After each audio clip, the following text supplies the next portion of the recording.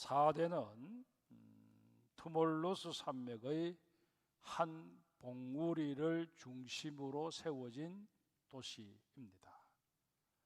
그러면서 루디아라고 하는 고대 왕국의 수도이기도 했습니다.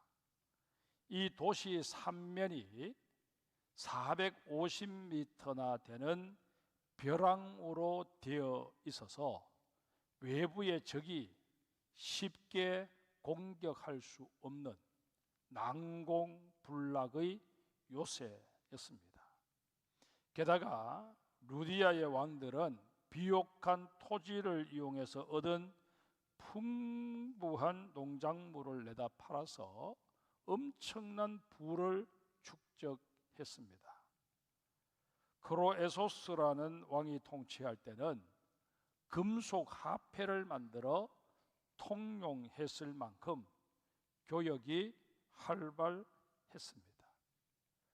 또한 도시를 가로지르는 헤로도토스 강에는 사금이 많이 생산되어 4대 사람들이 부를 축적하는 데 일조하기도 했습니다. 일전에 성지순례를 우리가 갔을 때 이 4대 교회 유적지를 간 적이 있습니다. 아마 그때 다녀오신 분들은 제가 지금 말씀드리는 이런 4대 지역의 특징들을 떠올리면서 그때 그 성지순례 때에 받았던 느낌들, 감격들 다시 떠오르리라 여겨집니다.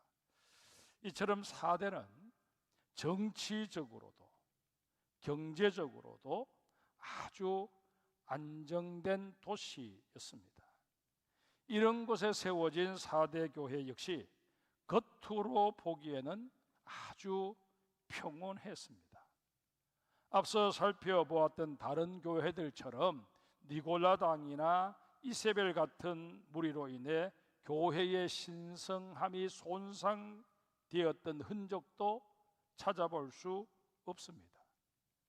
거짓 선지자들에 의해 유린당한 흔적도 없고 외부의 핍박을 받았던 흔적도 전혀 찾아볼 수 없습니다. 외관상 보기에는 그야말로 아주 평안한 교회였습니다. 전혀 문제가 없어 보이는 교회였습니다.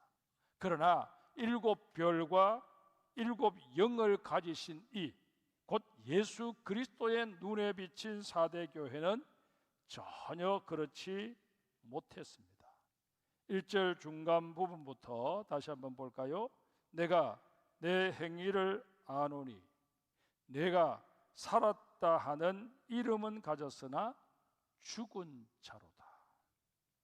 겉으로 보기에는 부족한 것도 없고 문제도 없는 것 같은 다 갖춘 교회인데 실상은 부족한 것 투성이었다는 것입니다.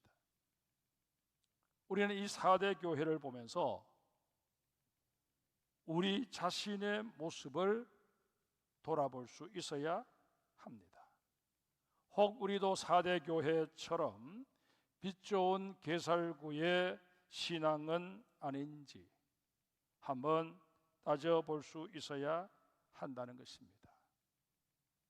주변의 사람들이 대부분 다 나를 칭찬해주고 나더러 신앙이 참 좋다 그렇게 말해주기에 나도 그런 줄 알고 지내고 있지만 주님의 눈에 비친 나의 모습은 전혀 그렇지 않을 수 있다는 것입니다.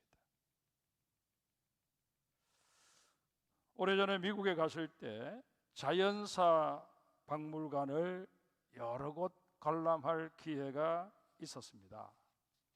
세계 곳곳에서 서식하고 있는 동물들을 지역별로 분류해서 전시해 놓았는데 그 표정이나 자세가 다 살아있는 동물과 흡사했습니다.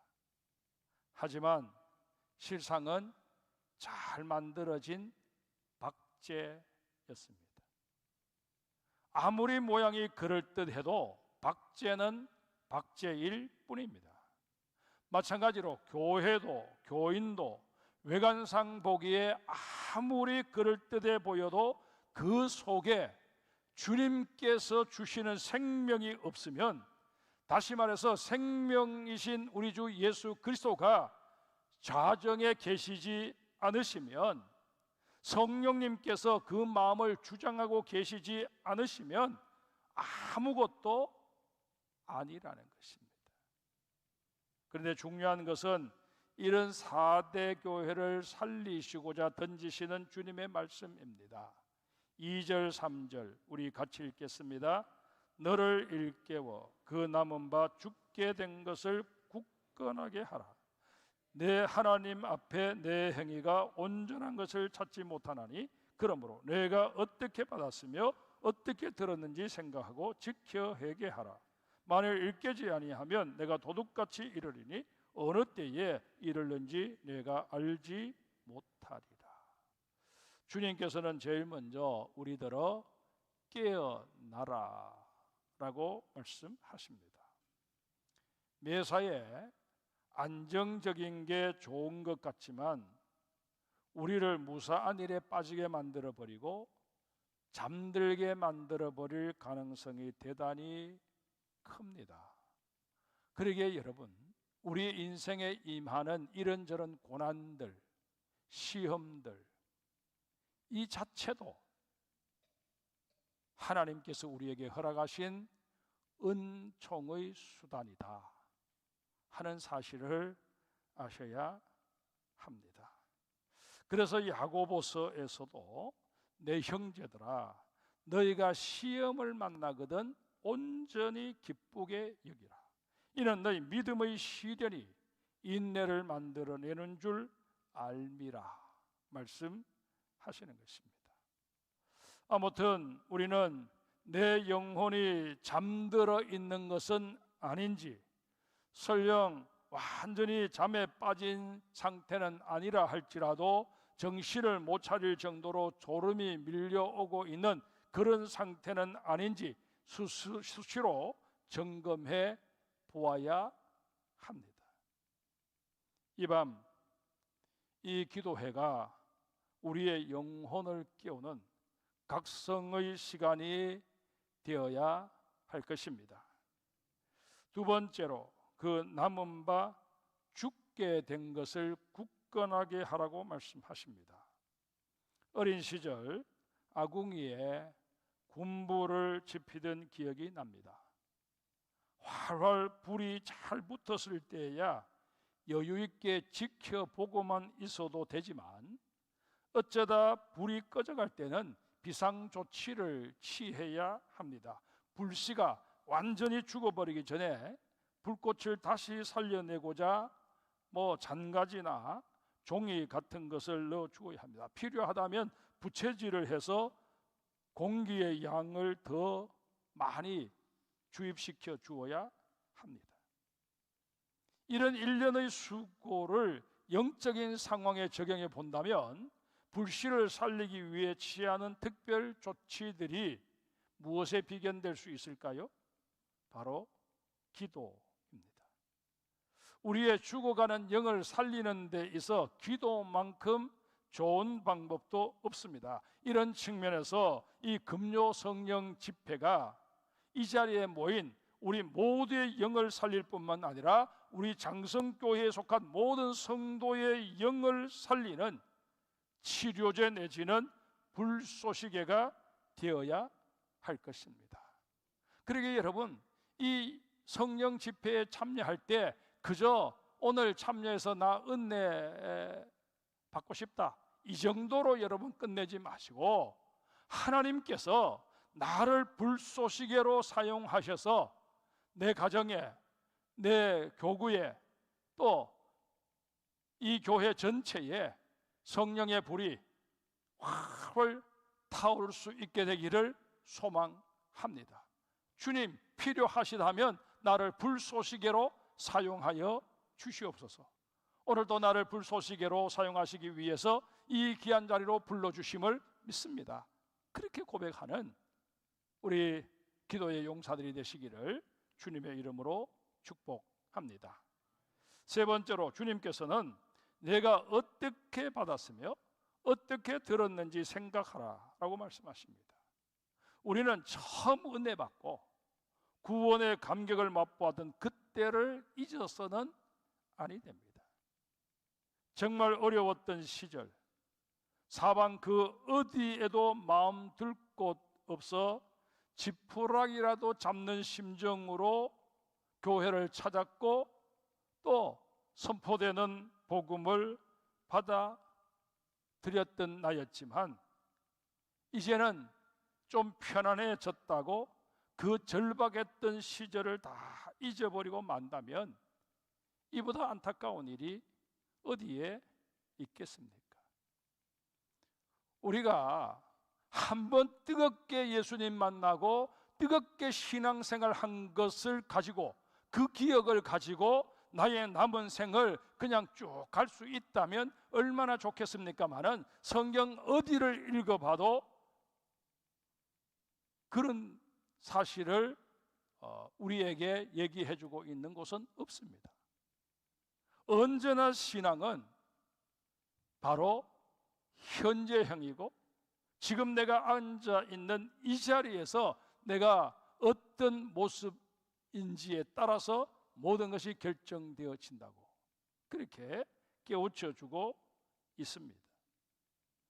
그러기에 여러분, 정말 도저히 복음을 받아들일 수 없는 집안 여건임에도 불구하고 정말 하나님의 은혜로 내가 어렵게 복음을 받아들였다면 정말 그 복음의 고귀함을 알아서 그 복음을 정말 주님께서 나의 수고를 그치라고 하시는 그날까지 끝까지 유지해 가고자 하는 그런 열망이 우리에게 있어야 할 줄 믿습니다. 여러분, 저의 어린 시절을 이렇게 돌이켜보면 그때도 초등학생 시절이기도 했고 또 중학생 시절 그때까지 고등학교 시절도 마찬가지였습니다만 그렇게 본다면 한